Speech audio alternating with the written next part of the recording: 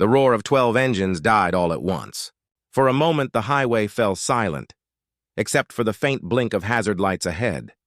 Jax lifted his visor, squinting through the afternoon glare. That a school bus? The others slowed behind him, forming a line of chrome and leather along the shoulder. The bus sat crooked on the side of the two-lane road, its yellow paint dulled by dust, one back tire sunken in the soft dirt. But that wasn't what made the bikers stop. It was the faces. Little ones, pale, pressed against the glass, eyes wide, unblinking. Something was wrong. Rico killed his engine first. "That ain't a breakdown," he muttered. "Look at 'em. They're scared." As Jack stepped off his Harley, the hot wind carried the faintest sound, crying. A small, choked sob from somewhere near the back of the bus. Then the door hissed open. The driver, an older man with a sweat-stained cap and trembling hands, stepped halfway down the steps. "Everything's fine," he called, voice shaking. "Just overheated. Got it under control," but his eyes darted, not to the bikers, but toward the rear of the bus. And that's when Jack saw him, a boy, maybe 11, 12, face bruised, shirt torn, one shoe missing. He was sitting in the aisle, not moving, staring straight ahead like if he blinked, something terrible would happen. "Boss," Rico said under his breath. "You see that?" "Yeah," Jax's tone hardened. "Stay cool. Nobody moves yet." The driver stepped out fully now, forcing a smile that didn't reach his eyes. "Appreciate the concern, fellas, but you can move along. Kids just got a little spooked by the noise of your bikes." One of the bikers, a big man named Tank, crossed his arms. "Buddy, we didn't make that kind of scared." Inside the bus, a girl pressed her hand to the window, mouthing something Jax couldn't hear. He took a slow step closer, cupping his hand around his eyes to see better through the glare.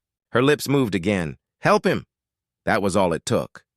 Jax motioned two men to flank the sides. "Rico, on me!" They walked toward the door, calm, careful, but not stopping. The driver shifted, blocking their way. "I told you it's fine." Rico tilted his head. "Then why's that boy bleeding?" For a split second, the driver froze. Then his voice cracked. "You don't know what's going on here?" Jax's voice dropped low, steady. "Then tell me." No answer. Just the creak of the door hinges and the hum of flies in the summer heat. Inside, the kids sat stiff, not whispering, not moving. The kind of silence that only comes from fear. Jax leaned in, resting one gloved hand on the rail. "Hey, buddy," he said softly, locking eyes with the boy. "You okay?" The boy's lip trembled. He looked toward the back window, then down the road. That's when Jax saw the dust cloud. A black SUV speeding up the highway. Rico cursed. "We got company." The driver's shoulders dropped, like he'd just been caught. He turned toward the bus, shouting, "Everybody stay in your seats!" But the boy stood, wobbled, limped toward the door. "Please," he said, voice shaking. "Don't let him take me back." And that's when every biker moved at once. Engines roared back to life, a wall of sound that shook the air. Chrome flashed, leather tightened, boots hit asphalt. The pack closed in, forming a circle around the bus. The SUV skidded to a stop 20 yards away, gravel flying. The driver door opened, slow and deliberate. A man stepped out, slick suit, red face, eyes sharp and mean. "You got no idea what you're doing," he growled, pointing toward the bus. "That's my son." Jax's jaw tightened. "Then why is he begging to stay here?" The man's eyes flickered, rage, panic, something ugly behind them. "You people think you can interfere in—" Rico revved his engine. Once. Loud enough to shake the ground. The man flinched. Jax didn't shout. Didn't move. Just stood there, the roar of a dozen Harleys behind him, the smell of oil and heat thick in the air. "You can talk all you want," he said, voice low and steady. "But this kid ain't going anywhere till someone who actually cares shows up." The boy stared up at him, tears streaking the dirt on his cheeks. "You believe me?" Jax gave a small nod. "We've all been somebody no one believed." And as the first sirens began to wail in the distance, faint, then growing louder, the boy finally let go of the seat and stepped forward. For the first time that day, he didn't look scared. The flashing lights arrived 10 minutes later, but for the boy, it felt like forever. He sat on the bus steps, shoulders hunched, clutching his torn backpack to his chest. His breaths came in short, shaky pulls, like someone afraid to take up too much air. Jax crouched beside him, resting one hand on the rail. "You got a name, kid?" The boy hesitated. His voice was barely above a whisper. "Eli." "Eli." Jax nodded slowly. "All right. You're safe now, Eli. Nobody's taking you anywhere you don't want to go. You understand?" The boy's eyes flicked toward the highway. The black SUV was still there, police lights flashing behind it now. Two deputies spoke to the man in the suit, who was red-faced, waving his arms like someone who'd lost control of the story. Eli swallowed hard. "He said if I told, nobody would believe me." Jax's jaw tensed. "Try me." It came out in pieces, broken words between tears and silence. The man in the SUV wasn't his father. Not really. He was his mother's boyfriend, a name Jax didn't recognize, but the tone told him all he needed to know. A man with power and patience for nothing. A man who thought rules were for everyone but him. Eli had lived in fear so long that it had become normal. The bruises, the sudden car rides, the stories he had to memorize, what to say if someone asked. And that morning, when the man had shown up at the school saying his mom had sent him, Eli hadn't questioned it, until he saw the empty bottle rolling on the car floor, until the shouting started, until the car veered off the road near the bridge. "He was yelling that I ruined everything," Eli whispered. Then he stopped the car and said he was going to fix it. He'd run. Straight into the woods. No plan, just the desperate pull of survival. By the time he saw the school bus on the side of the road, he was limping, breathless, shaking so hard he could barely stand. The bus driver had seen him and opened the door, but then froze when the SUV came into view. The driver knew the man. That's why he'd lied. Rico kicked a rock down the shoulder, muttering, "Hell, poor kid didn't stand a chance." Tank leaned on his bike, his voice low. "That guy in the suit, you can tell he's used to getting his way." Jack stayed quiet, listening to Eli's every word. There was something about the kid's eyes, that mix of fear and defiance, that reminded him of a boy he'd once been.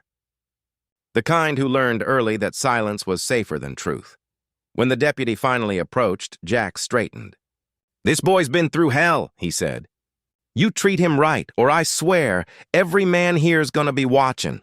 The deputy gave a curt nod, kneeling in front of Eli. "Son, you hurt anywhere?" Eli shook his head, even though his knee was bleeding. "That was instinct. Don't complain, don't make trouble." Jack saw it. "He's going to the hospital," he said firmly. End of story. The deputy looked like he wanted to argue, but one glance at the dozen leather-clad men standing behind Jax, every one of them staring in grim silence, and he changed his mind quick. "All right," he said. "Let's get him checked out." As they led Eli toward the cruiser, the boy looked back over his shoulder.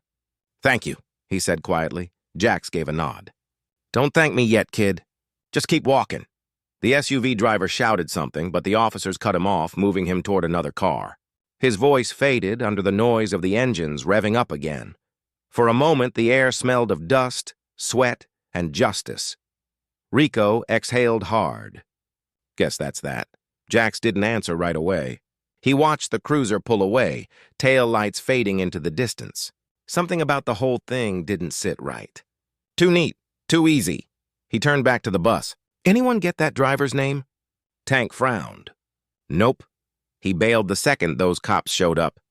"Just walked off like it wasn't his problem," Jax muttered. "Yeah, thought so." The sun dipped lower, stretching long shadows across the asphalt. The kids on the bus were finally laughing again, relief in their voices, but Jax couldn't shake the feeling that this wasn't over. Not yet. That night, when he parked his bike back at the garage, the radio in the corner hummed with static and headlines. "Local businessman detained for questioning in alleged abduction case." Jax froze mid-step. The voice on the radio kept talking. "No charges yet. Ongoing investigation." He took a deep breath, leaning against the workbench. "Ongoing investigation," he muttered. "That's what they always say before it disappears." The garage lights flickered once, Outside, thunder rolled in the distance. He turned toward Rico, who was cleaning his helmet. "We're riding out tomorrow." Rico looked up. "Where to?" Jax's expression was unreadable. "That kid said his mom was in the next town over." "If he's telling the truth, she might be in trouble too." Rico grinned, not out of humor, but solidarity. "Then we ain't done." "No," Jax said, slipping on his gloves. "Not by a long shot." And as the rain began to fall outside, soft, steady, cleansing, the leader of the Road Angels stared into the dark horizon, knowing this wasn't just about one boy anymore. It was about making sure that no one, ever again, had to run barefoot and bleeding just to be believed. The rain hadn't let up by morning. It came down in a gray curtain that blurred the world outside the garage, the kind of rain that makes everything feel heavier. Jax stood by the window, coffee steaming in one hand, the radio murmuring in the background. "Authorities have yet to file charges against local contractor Martin Keene," the reporter said, voice too calm for the weight of the story. "Keene's attorney insists this is a family misunderstanding. The child, whose name is being withheld, remains under protective supervision." "Family misunderstanding," Jax repeated under his breath. "That's how they spin it when someone with money's involved." Rico looked up from wiping down his bike. "You think the mom's still with him?" Jax didn't answer right away. He was staring at a name written in pencil on the corner of a folded paper, something Eli had said the night before, almost in passing. "Mom works at the motel. Room 7. He don't let her use her phone much. That one line had been enough." Jax drained his coffee, set the cup down. "We're going." By the time the Road Angels rolled into the small town, the rain had turned the streets into mirrors. The motel sat off the main road, tucked behind a gas station, the kind of place with faded curtains, a buzzing neon sign that said vacancy, and a broken ice machine. They parked across the street, engines idling low. Jax motioned for Rico and Tank to hang back. "Let's not spook her." He crossed the road, boots splashing through shallow puddles, and knocked on the door of room 7. It opened just an inch. A woman's voice came through, wary. "We're closed for cleaning, ma'am," Jax said softly. "Name's Jax. I'm here about your son."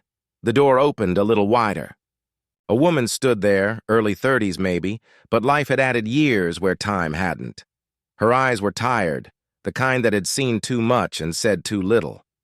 "Eli," she whispered. "He's safe," Jax said quickly. "He's with the police." "He's okay." Her hand flew to her mouth, shoulders shaking with relief. But almost as soon as it came, fear replaced it. She looked past Jax, scanning the street. "Did he see you come here?" "No," Jax said. "He's not coming back." "Not tonight." She opened the door fully then, and Jax stepped inside. The room was small, a single bed, a flickering lamp, and a half-packed duffel on the floor. There were bruises on her arm, old and fading, and a cut healing near her temple. "I told Eli to run," she said finally, voice breaking. "I didn't think he'd make it." Jax leaned against the dresser, crossing his arms. "He said the man took him from school." "You didn't know?" She shook her head.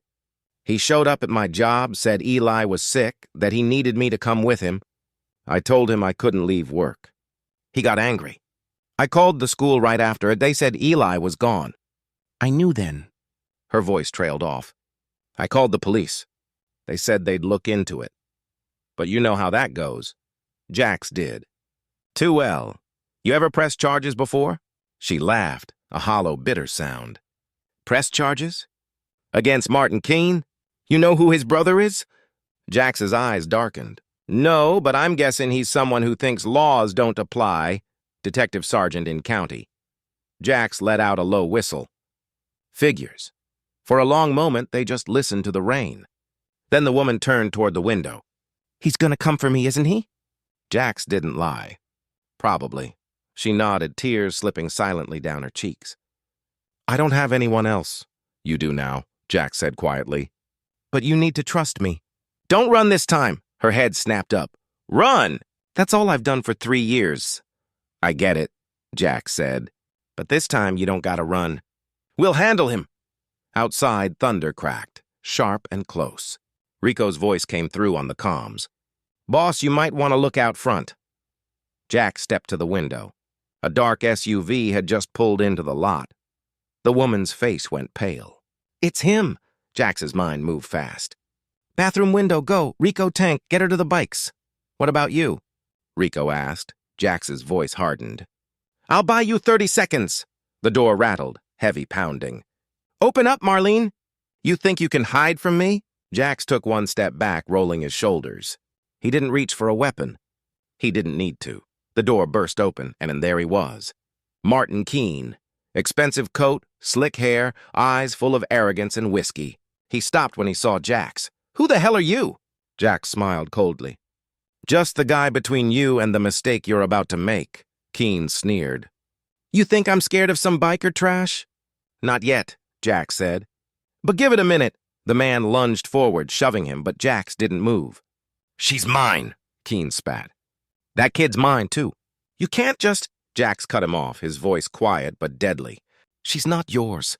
And that boy—" He stepped closer until their noses nearly touched. "He doesn't belong to fear anymore." For a second, neither moved. Then flashing lights filled the lot. Sirens wailed. Keene froze. Jax's men had called it in. The sheriff this time, not county. The local guys. The ones who didn't owe the Keene family a damn thing. "Martin Keene!" the officer shouted as the door flew open. "Hands where I can see 'em." The man's face fell. "You don't know who I am." "Oh," Jax said softly, stepping aside. "They do." As Keene was handcuffed and led out into the rain, Marlene emerged from behind the building, trembling but standing tall. For the first time, she wasn't hiding. Rico put a jacket around her shoulders. "You're safe now, ma'am," but Jax wasn't smiling. He watched the police car pull away, headlights cutting through the downpour. "This ain't over," he said. "People like him don't fall quietly," Rico frowned. "So what do we do?" Jax turned toward the highway, water dripping from his jacket, eyes hard as iron. "We make sure he never gets back up." The rain finally broke by dawn. The world smelled like wet asphalt and gasoline, clean but heavy with what had just gone down. Jax sat in the Iron Hawk's garage, helmet on the bench beside him, staring at the steam curling off his coffee. Rico was pacing. Big Mike leaned against a toolbox, silent. Nobody said it, but they all felt it. Keene's arrest wasn't the end. It was the start of something bigger. "Sheriff said Keene's brother tried to call him already," Rico muttered, flipping through his phone. "Wanted the charges dropped." Jax's jaw tightened. "Figures. That man's been protected his whole life. You think a pair of handcuffs is gonna hold him? Nah, he'll post bail before breakfast. So what's the play?" Big Mike asked, voice low. Jax took a sip of his coffee, then set it down with a quiet click. "We find what the cops can't or won't. Proof," Rico frowned. "Proof of what?" "We got bruises, witnesses." "Not enough," Jax said. "He'll spin it. Say she's crazy, the kid's confused. We've seen this movie before. If we want him gone for good, we find the kind of evidence that makes the DA have to move." Big Mike nodded slowly. "Like what?" Jax looked at the rain-streaked window. "Like whatever he's hiding behind those locked doors at his contracting office." The shop fell silent. Even the hum of the lights seemed to fade. Rico raised an eyebrow. "You mean break in?" Jax didn't answer directly. He just stood, grabbed his jacket, and said, "We'll call it," checking the plumbing. The office of Keene Construction sat on the edge of town, a long, low building with a corrugated metal roof and a line of shiny trucks parked out front. The kind of place that screamed legit until you looked too close. By 11 p.m., the lot was empty. The bikers pulled up in the shadows behind the fence, engines off, moving like ghosts. Rico crouched by the side door, working the lock with quiet precision. Click. Open. Inside, the air smelled of paint, thinner, sawdust, and stale cigars. "Fan out," Jax whispered. "No lights unless you have to." They moved silently down the narrow hallway, boots barely scuffing the floor, eyes scanning. There were photos on the walls, Keene shaking hands with local politicians, cutting ribbons, smiling for cameras. The kind of man the town wanted to believe in.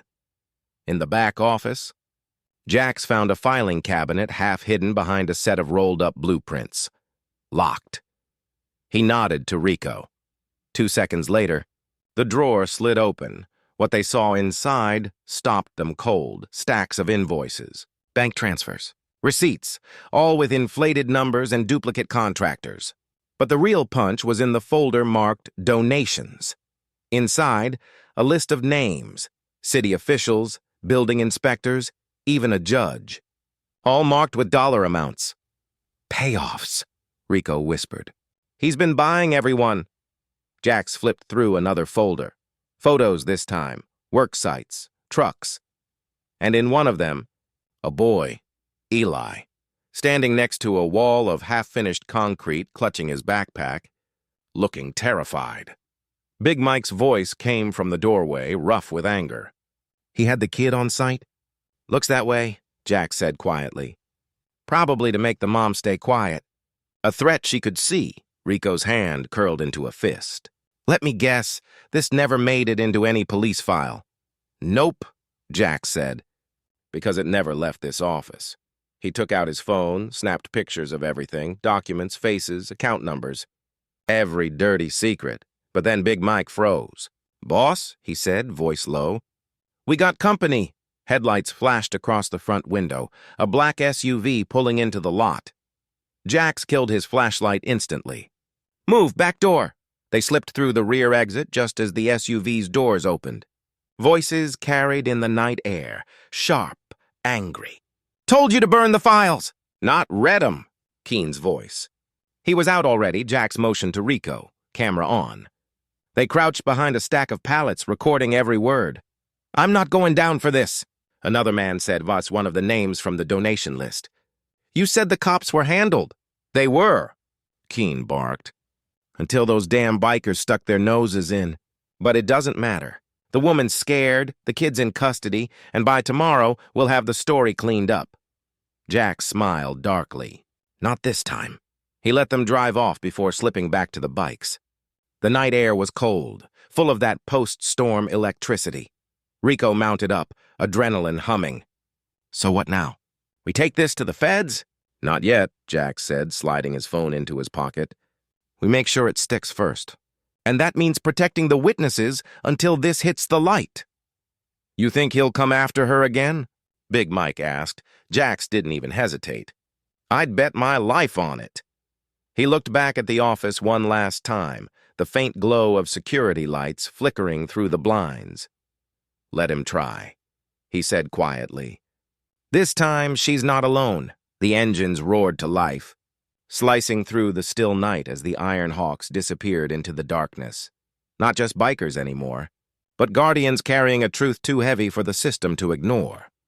The next morning felt too calm. The kind of calm that comes before something breaks. The sun was up, but the sky had that dull silver cast, like it didn't trust the day. The Iron Hawks met at Jax's place on the outskirts of town. The smell of motor oil mixed with frying bacon. Big Mike had been cooking, trying to keep everyone grounded. Eli sat on the porch steps, hugging his knees, wearing one of Rico's oversized jackets. He looked small, but steadier, like the quiet before a storm had settled inside him, too. Jax handed him a steaming mug of cocoa. You sleep? Eli shook his head. Mama said I should stay up if I have bad dreams. That way they can't sneak up again, Jax gave a small smile. Smart woman, your mom. The smile faded as tires crunched on the gravel driveway. It was Sheriff Daniels' cruiser. He got out slow, hat low over his eyes, that uneasy air of a man walking into the lion's den. Morning, boys, he said. Heard you've been busy. Jax leaned on the porch railing. You heard right, the sheriff sighed, taking off his hat. You know I can't condone what you did last night. Breaking into private property? That's jail time. Yeah, Rico said, but beating women and blackmailing them isn't? Daniel's jaw tightened. Don't twist my words. I didn't come here to argue. I came here because Keen made bail. He's got lawyers, press, the whole circus. And he's painting you as the threat. Figures, Jax muttered. Daniel's tone softened. You found something, didn't you? Jax studied him carefully. What makes you think that? Because you're all still standing here calm. You don't take risks unless you already got a backup plan. Jax nodded slowly, almost admiring the man's instinct. "We got enough to make him sweat, but not enough to bury him, yet." Daniels hesitated. "I can't take your word on that. If you've got evidence, it has to go through official hands." "Not yet," Jack said. "We're protecting the victims first. That's priority one." Daniels sighed, running a hand over his face. "You're walking a fine line, son." Jax looked him dead in the eye. "So's justice." That night the trap was set. The Iron Hawks had moved the mother, Lila, and Eli to an old safe house out near the woods. It used to be a hunting cabin, now fortified with steel locks, motion lights, and a dozen men who knew how to stand their ground. Inside, the air was warm, filled with the faint crackle of a fire. Lila sat by the window watching the rain start again, her fingers tapping nervously against her mug. "You think he'll come?" she asked quietly. Jack stood behind her, watching the tree line. "Men like him can't stand losing control." "He'll come. Maybe not tonight, maybe not alone, but he will." Lila turned toward him, eyes tired but strong. "You don't have to do this." "You've already done enough." Jack shook his head. "That boy called for help. You were the reason he's still breathing. We don't walk away from that." From the corner, Big Mike looked up from his radio feed. "Motion sensor just tripped. South Ridge." The words dropped like a stone. Jax grabbed his helmet. Rico flicked the lights off. The cabin went dark. Outside, the rain thickened, blurring everything into silver streaks. The only sound was the steady hum of engines being quietly shut off. 1, 2, 3, company, Rico whispered. Through the night scope, Jack spotted them. 3 men in dark jackets, creeping up through the mud, flashlights off. One carried a crowbar, another something that glinted metallic in the rain. "Guess he couldn't wait," Jack said quietly. They let the men come closer, 30 feet, then 20. The bikers waited in perfect stillness, like wolves around a campfire. When the first man reached for the lock, Jack stepped out from behind the shadows. Shotgun leveled. "Evening, boys," he said. "You lost." The men froze. One turned, eyes wide. We're just, don't bother lying," Rico said, voice from behind. "You're not that creative." Another man tried to bolt, but Big Mike emerged from the dark and shoved him into the mud. "Easy," Jax warned. "We're not here to hurt you. We just want a message delivered." He pointed to the smallest of the 3, a jittery man with a tattoo under his ear. "Tell your boss next time he sends dogs he better come himself." The man nodded fast, trembling. You don't understand. He's gone crazy. Said he'd burn everything before losing to a biker gang." Jack stepped closer, rain dripping from his jacket. "Then you better tell him we've got something worth more than his pride, and it's headed to the feds by morning." He let them go. Watched them scramble back through the trees. Rico exhaled slowly. "Think he'll take the bait?" Jax nodded. "He'll have to. His ego won't let it go." By sunrise, the Iron Hawks had their trap fully laid out. Rico had sent a message to one of Keene's donation contacts, a fake tip about where the evidence was being stored. A warehouse, cameras wired, agents already waiting in plain clothes. Lila wanted to go to see it through, but Jax insisted she stay behind with Eli. "This isn't your fight anymore," he told her. "It's ours now." She looked at him for a long moment. "No," she said quietly. "It stopped being mine the second you all walked in that diner. It's ours." For the first time, Jack smiled, small, proud. "Then let's finish it." That night, the warehouse lights glowed like beacons against the rain. Keene showed up right on cue. Black SUV, tinted windows, arrogance driving. He thought he was coming to destroy evidence. Instead, he was walking into the spotlight, cameras hidden, microphones armed. The bikers watching from the dark. As Keene stormed inside, yelling orders, the sound of police sirens grew faint in the distance, just as planned. Rico grinned. Showtime. And Jax, from his perch on the catwalk above, whispered to no one in particular, "Let's see if truth can roar louder than money." The trap was set. The reckoning was seconds away. The warehouse air was thick with humidity and tension.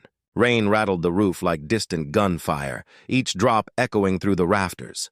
Beneath the hum of fluorescent lights, the Iron Hawks waited in silence, shadows among the steel beams. Down below, Congressman Keene barked orders at his men, pacing like a man trying to outrun his own conscience. "Find that drive," he snapped. "Every file, every folder, burn it if you have to."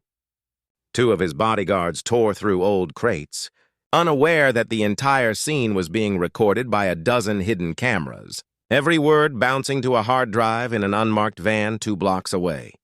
Rico crouched beside Jax on the catwalk. "You sure about this?" he whispered. "He's desperate. Cornered men do stupid things." Jax didn't take his eyes off the floor below. "That's exactly what we're counting on." Big Mike's voice crackled softly through the earpiece. "Feds are in position." "On your go," Jax nodded once. His hand tightened around the railing, knuckles pale against the metal. This was the moment they'd been building toward. Not revenge, but proof. And still, deep down, Jax felt that quiet weight, the part of him that remembered every face they'd failed to save before. Every woman too scared to speak, every kid who thought no one would believe them. Not this time. "Showtime," Jax whispered. Keene kicked over a box, scattering dusty papers. "You said they had something. Where is it?" He shouted at one of his men. The man stammered. "Boss, I don't see—" Keene's hand flashed out, striking him across the face. "Then look harder!" His voice cracked with panic. The confident smirk that usually sat on his face had vanished, replaced by something raw, ugly, and human. That's when the floodlights snapped on. A dozen blinding beams cut through the warehouse, bathing everything in white light. Keene froze. From the shadows, engines growled. The Iron Hawks rolled forward, chrome glinting, headlights blazing through the haze. Jax's voice echoed across the room. "You were right, Congressman. Someone's been watching." Keene spun, eyes wide, face draining of color. Me," Jax said, stepping into view, rainwater dripping from his jacket. "And a few friends who don't take kindly to men like you preying on the people you swore to serve." Keene's men raised their weapons, but froze when they realized half the warehouse doors were blocked by black Harleys. Big Mike revved his engine once, the thunder drowning out the sound of Keene's shaky breath. "You think you can intimidate me with toys?" Keene spat. "You're nothing but criminals in leather." "Maybe," Jax said calmly. "But tonight we're the ones holding the camera." Keene blinked, confusion turning to horror. Behind him, Rico flicked a switch, and a massive screen flickered to life. Video played in grainy black and white. Keene's private meetings. His threats, his payouts, every lie, every cover-up, every bruise left behind, his voice unmistakable, his face clear as daylight. You can't," Keene stammered. "That footage is illegal." "Tell that to the FBI," Rico said, smirking. "They're watching right now."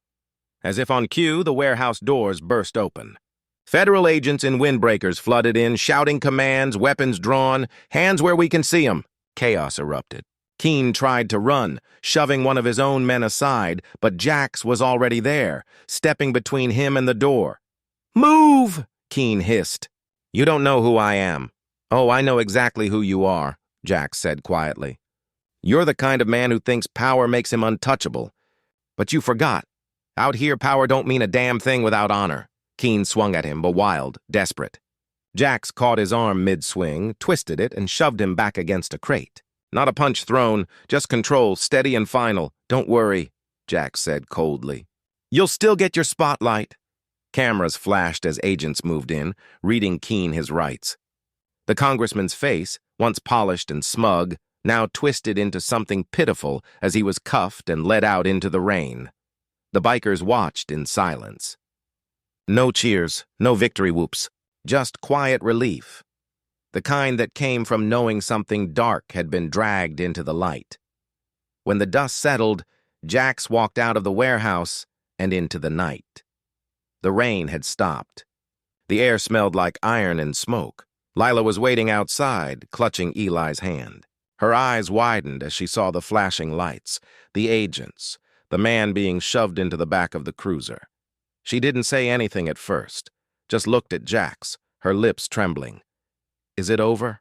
she finally asked. Jax nodded. "Yeah, it's over." She took a shaky breath and bent down to Eli. "Hear that, baby?" "You can sleep easy tonight."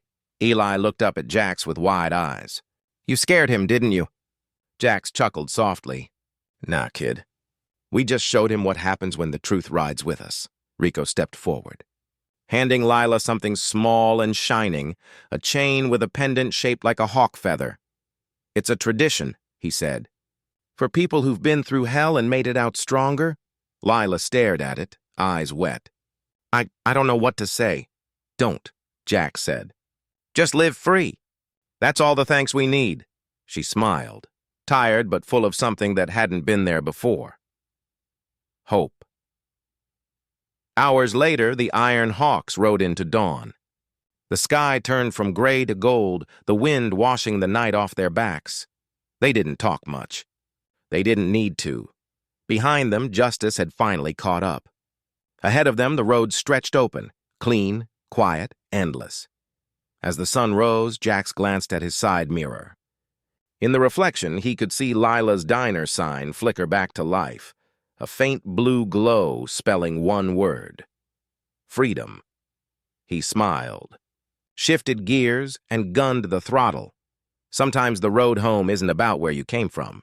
It's about what, and who you refuse to leave behind.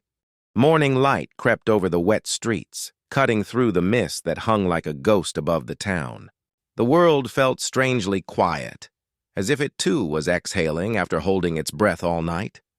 The Iron Hawks were back at their old spot, the Rusted Halo Diner, the same place where it had all started.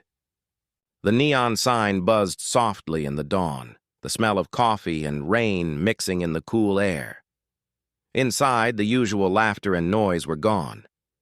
Just the low murmur of tired men and women nursing steaming mugs, leather jackets creaking as they shifted in their seats. A few of them still had mud on their boots from the warehouse floor. Rico leaned back in the booth, exhaling. "We've done some wild things, boss," he said. "But this one's gonna stick with me." Jax didn't look up from his coffee. "Because it wasn't about payback," he said quietly. "It was about a kid on a bus," Big Mike chuckled, shaking his head. "Can't believe all this started because a bunch of bikers took a wrong turn by a school zone." No one laughed, not really. The joke landed soft, but the truth behind it wasn't funny at all. Across town, the world was waking up to the story. Every news channel carried the same footage. Congressman Keene being escorted in handcuffs through the rain. FBI agents surrounding him, flashbulbs exploding like fireworks. The headline read, "Congressman arrested in child exploitation ring. Biker club." Credited with tip that sparked investigation, but the Hawks didn't care about the cameras or the credit. What mattered was what came after. At the diner, the doorbell chimed.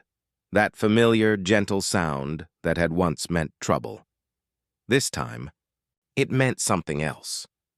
Lila stood in the doorway, her hair still damp from the rain. Eli clung to her hand, wearing a second-hand jacket 2 sizes too big and a small smile that looked brand new. The room went quiet, the kind of silence that isn't awkward, just full. Jax rose from his seat. "You sure you want to be here?" he asked. She nodded. "I figured—" "I owed you all breakfast," Rico grinned. "Careful." "We eat like wolves," she smiled faintly. "Then it's a good thing I've got a big grill." The diner filled with the clatter of plates and the low hum of voices.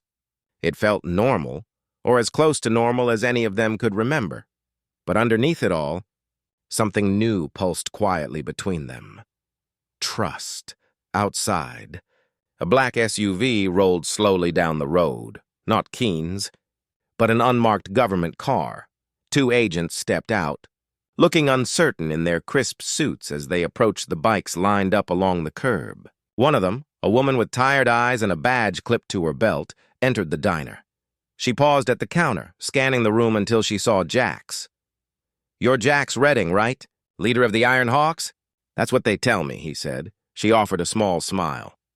"Special Agent Perez, I just wanted to say—" "Thank you." What you did last night saved lives. We've got 6 kids in protective custody now. They're safe. Jax nodded slowly. That's good to hear. Perez hesitated. But I need to ask, how did you even find out about all this? He looked at her for a long moment, then glanced over at Eli, now laughing as Big Mike showed him how to balance a spoon on his nose. Let's just say, Jax said quietly, we listen when people are scared. Perez nodded, understanding more than his words said. You ever think about working with us officially? We could use men like you. Jax smiled without humor. Ma'am, I think we do better without the badges. She chuckled, handed him her card anyway, and left. As the door swung shut, Rico leaned in. So, boss, you gonna join the feds now? Not a chance, Jax said. We've already got our own family.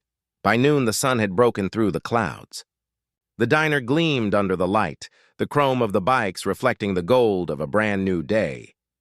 Eli ran outside, a plate of pancakes in one hand, chasing a stray dog that had wandered up. His laughter echoed off the walls. Lila stepped beside Jax, crossing her arms. You know, she said softly, for a while I thought the world had forgotten what good looked like. Jax nodded, watching Eli play. Sometimes it just hides under the dirt for a bit. But it's still there, she smiled faintly. You think he'll remember all this? Oh, he'll remember, Jax said. But not the fear. Just the part where strangers showed up and didn't walk away. She turned to him, eyes wet. You don't even know us. Why risk all this? He looked out at the open road beyond the diner. Because someone once did the same for me. And I never forgot how it felt to be seen. Lila was quiet for a moment, then whispered, Thank you. Jax smiled, tipping his head toward the kitchen. You can thank me by not burning my bacon next time. She laughed, the first real laugh he'd heard from her, and it felt like sunlight. That night, the Hawks rode again, not for vengeance, not for war, just because that's what they did. They rode.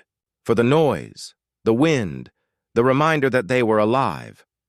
The town was small in their mirrors, but the diner's sign still glowed, a soft blue light spelling open.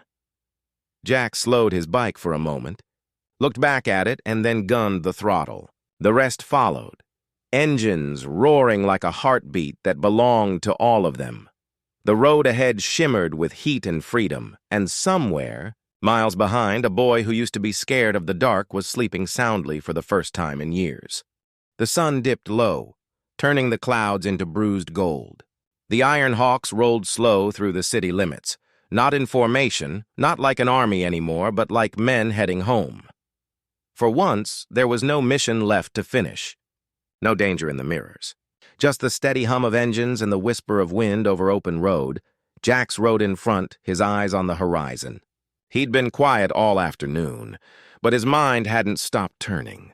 The image of that yellow school bus still haunted him. The fear in those kids' eyes, the way Eli had clung to his mother like she was the only safe thing left in the world. They'd saved them, yes. But the truth was heavier than anyone expected.